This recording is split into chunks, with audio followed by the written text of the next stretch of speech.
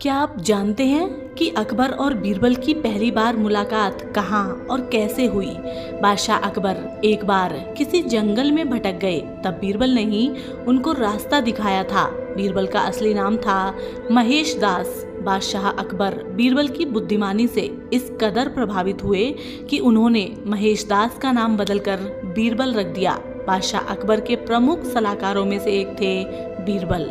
बीरबल की बादशाह अकबर से करीबी रिश्ते को देख कई दरबारी उनसे ईर्ष्या करते थे। राजा मानसिंह, जो कि बादशाह अकबर के रिश्तेदार भी थे, उनको भी बीरबल से जलन थी। एक दिन दरबार में मानसिंह ने बीरबल की परीक्षा लेने की बात कह दी। बादशाह अकबर की आज्ञा लेकर उसने बीरबल से 3 सवाल पूछे।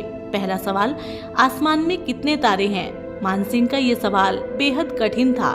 इस सवाल को सुनकर अकबर भी सोच में पड़ गए कि क्या इस सवाल का जवाब बीरबल के पास होगा। दरबार में बीरबल से जलने वाले दरबारियों के चेहरे खिल उठे, क्योंकि उन्हें पक्का यकीन था कि बीरबल तो इस सवाल का जवाब दे ही नहीं सकते। इस सवाल को सुनकर भी बीरबल के चेहरे पर मुस्कान बनी रही। बीरबल ने कहा, अरे इस सवाल का जवाब तो बहुत आसान है। जानते हैं फिर बीरबल ने क्या किया?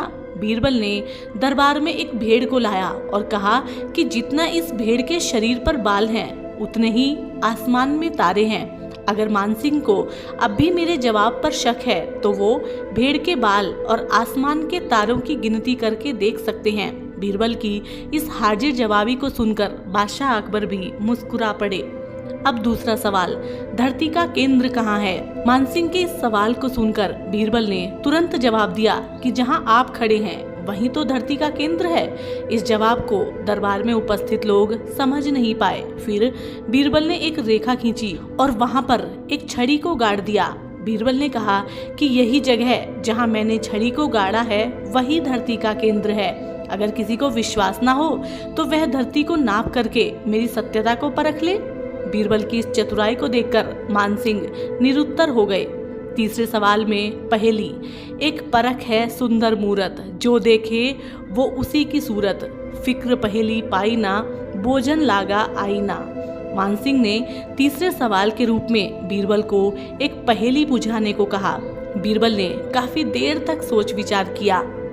फिर बीरबल ने कहा, आपके इस पहेली का उत्तर है आईना। आईने के सामने खड़ा होने वाला इंसान एक सुंदर मूरत है। आईने में उसे अपनी सूरत जो दिखाई देती है। मानसिंह के तीनों सवालों का सटीक जवाब देकर बीरबल ने अपनी बुद्धिमानी का डंका हर तरफ बजा दिया।